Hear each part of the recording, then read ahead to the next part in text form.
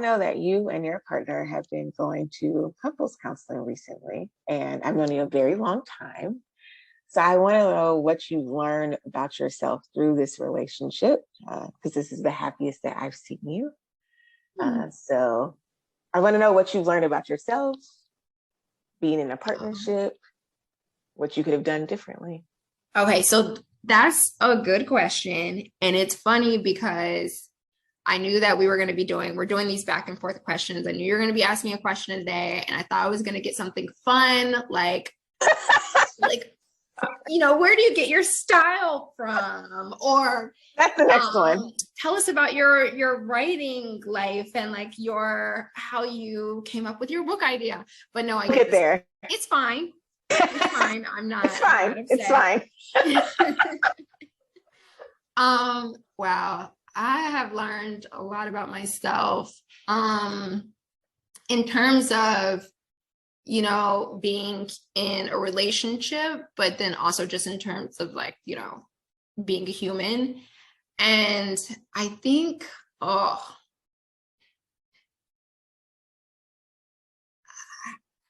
always think I'm right. That one's like the hardest. That is the hardest thing to like try to talk yourself out of. Like when you are a person who genuinely thinks that you are right, it is very hard to talk yourself out of like, you're not right about everything. Like, I know that it sounds crazy, but it's like, things have to like really make logical sense for me. And if they don't make logical sense for me, I feel like my logic is like the base logic. You know what I mean? I'm like, this is like fundamental math, 2 + 2 = 4 logic. And so your logic, if it is different than mine, it cannot possibly make sense because 2 + 2 has never equaled 5. That is how I think. You know what I mean? That's what you think of their logic. That's what I think. I'm like, they try to tell me that 2 + 2 = 5, and that does not make any sense. 2 + 2 = 4. And I cannot let you get away with thinking that it equals 5. Not get away with.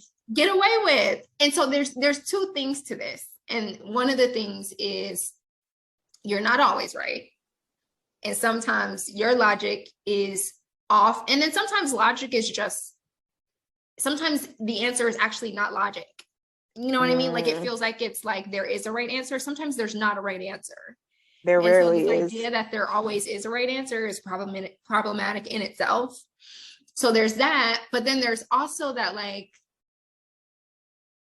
sometimes there are like 2 ways to get to the same solution. Yeah, the same solution. And like, if you at least try to do the math in the other way, then you might be like, oh, okay, well, it worked.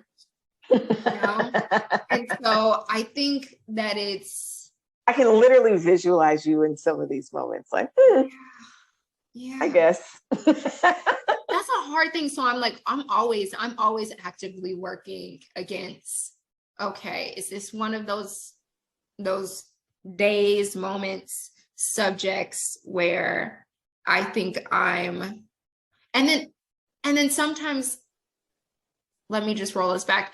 Sometimes who cares if 2 + 2 = 4? You know what I mean? Like you laughed at the, like, I'm not going to let you get away with that. For certain things, it doesn't matter. It doesn't matter if 2 + like, why do I need to convince you that 2 + 2 = 4 if it has no bearing on anything that we're doing that's happening in our world right now? I might need to learn that too. And so, I might need to learn that too. It's hard. It is hard. I mean, one time Kyle and I got into this whole argument.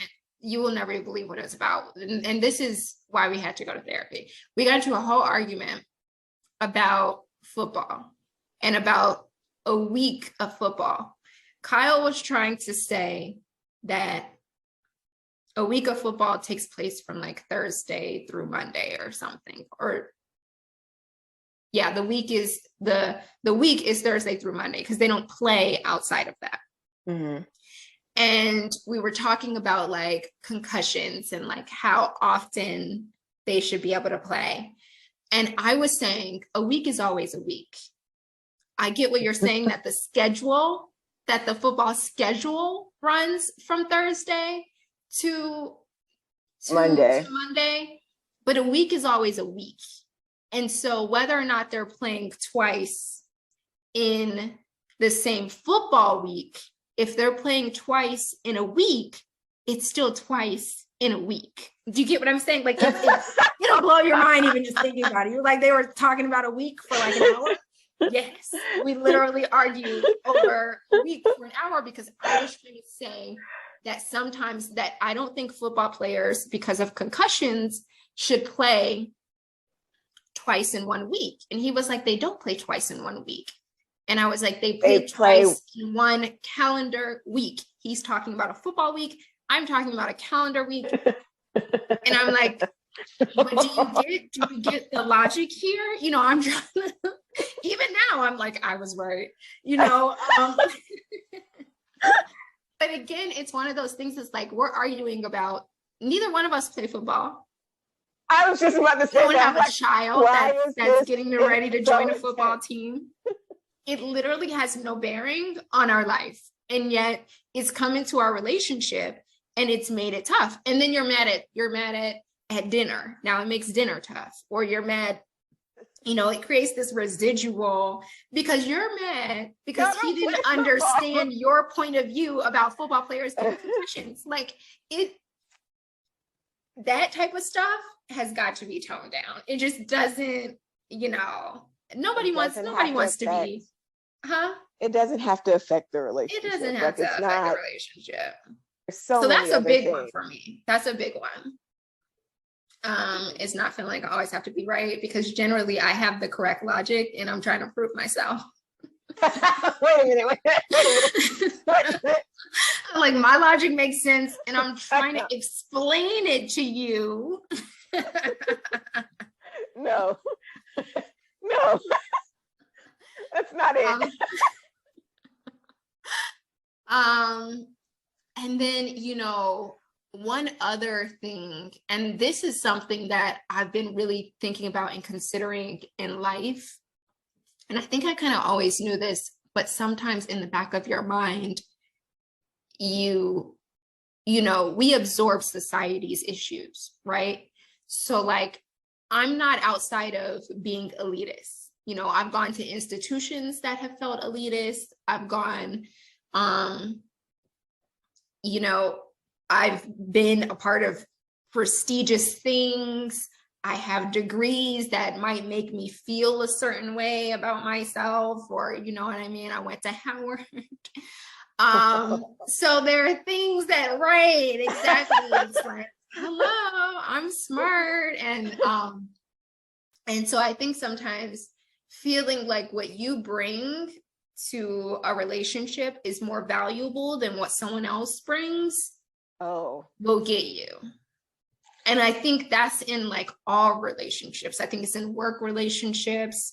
And it, you know, when I think about work relationships, I think about like, okay, my title might be like higher or above someone else's, but this person's work is valuable because this can't happen without them, right? So it's even like when you think about like, you know, McDonald's and you think about like the person who's owning the McDonald's versus the person who flips the burgers. McDonald's doesn't function without the burgers without them, flipped, right? So you have to recognize that value, and that if it's something that you don't want to do, especially if it's something that you don't want to do, that makes that valuable to you, right? So if I don't want to clean my own house and I hire someone to clean it, that job is valuable because I don't want to do it. Or you don't know how. Or I don't know how. Or I don't know how. Same thing with like, that's a big one too. Going to a hairdresser. I see a lot of, no shade to YouTube stylists. Like, you out here convincing people that they can do things with their hair that they can't. And you are cutting into the pockets of stylists who can really do it well, and you disrespect their time. And have learned their craft. And have gone to school and have done it for years. Yep. And you're like, nah, she don't need to charge. Now, I don't believe in price gouging, but like, that's a big deal. You don't know how to do that thing. Yeah. So you should value the person who does know how to do it. Don't Yeah. be so arrogant to think that like you can do everything well, because you can't. That's why you sought that person out in the first place. Yeah. That's a really good point. Yeah. I think, you know, when it comes to relationships, there are so many things, you know, when it comes to my relationship, there are so many things that my partner brings to the table. So many things. I mean, in terms of fix it, cook it, clean it, creative, thoughtful, kind, considerate. Mm-hmm. Things that like I get tired more easily than him. You know what I mean? Like he will go all day, work all day, not a sit down person. I'm going to sleep. I'm going to sleep. And so I think it's like, it's little things like that. But the one thing that I'm good at that he will really give me, and it's not only one thing, I have many things I'm good at, but the one thing that like really stands out that I'm good at is finances. You are good with finances. How are we going to get the finances in order? And I think people that are good with money feel like they are in some way better, very valuable, more valuable, because there's literally money attached to it. You know what I mean? There's this which feeling gets you certain things and puts you in certain positions and gives you the flexibility and security. Yeah. And so you have money, you feel like you can do anything. I can fix this bench.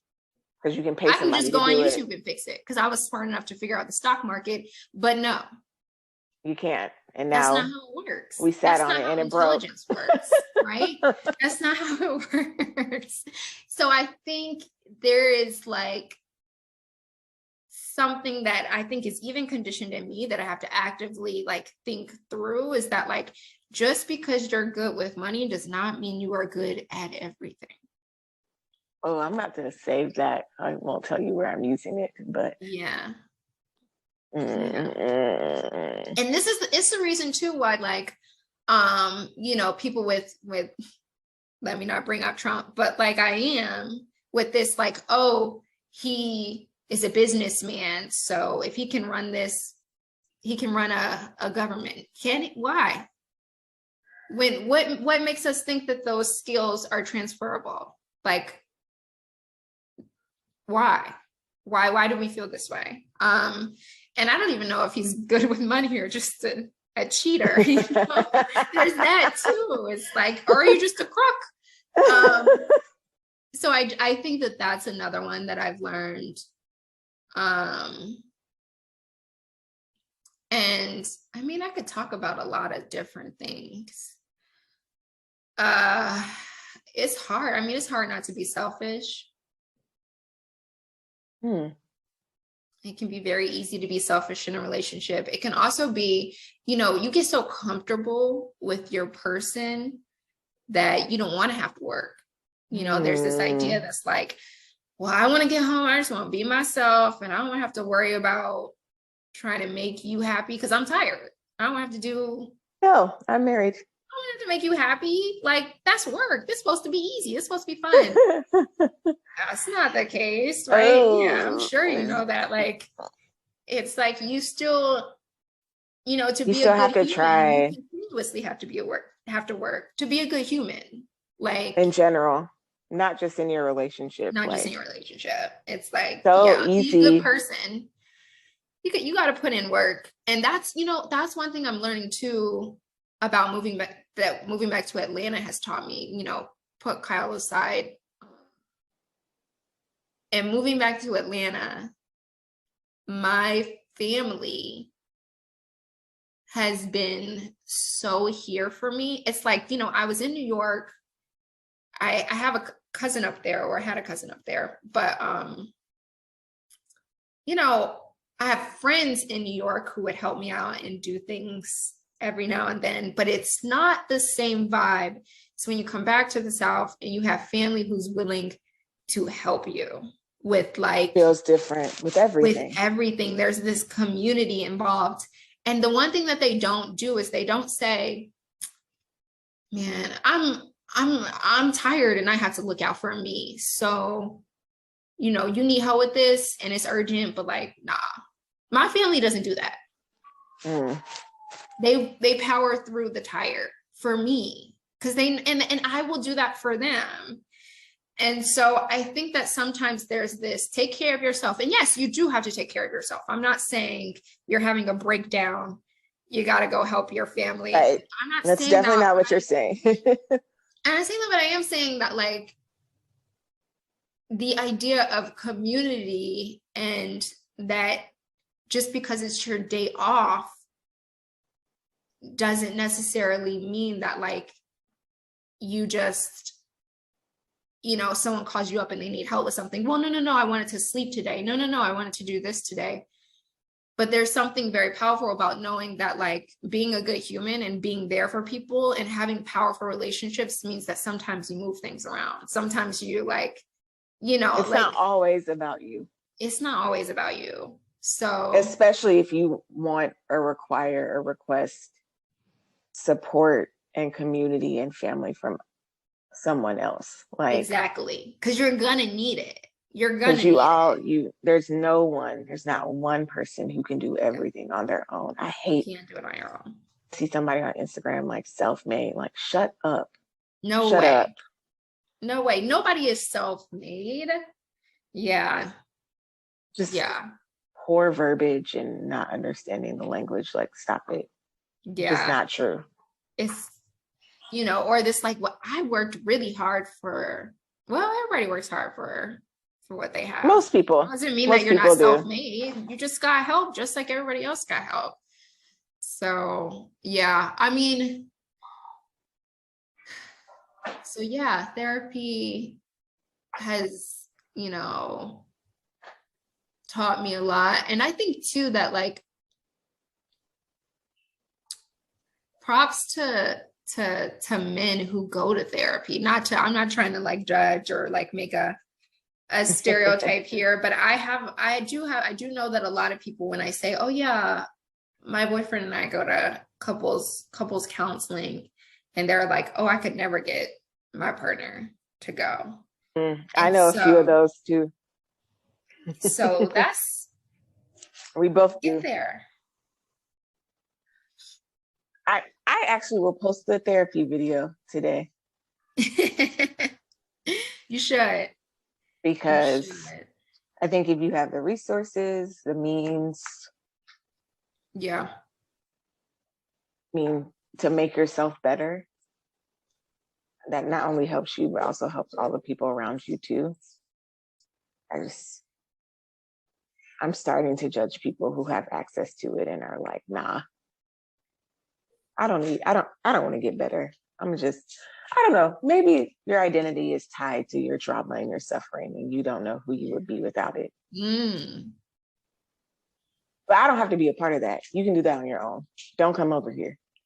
I don't want it anymore. Like, maybe that's cool and like you need something to, that's how you start your conversation with all of the things that have happened to you and you figured it out on your own. Cool, but stay away from me because I feel all of that and I don't want any parts of that. So I'm gonna post today. Thank you, Janelle. Yeah. All right. I think that's it. Yeah. That's it. Cool.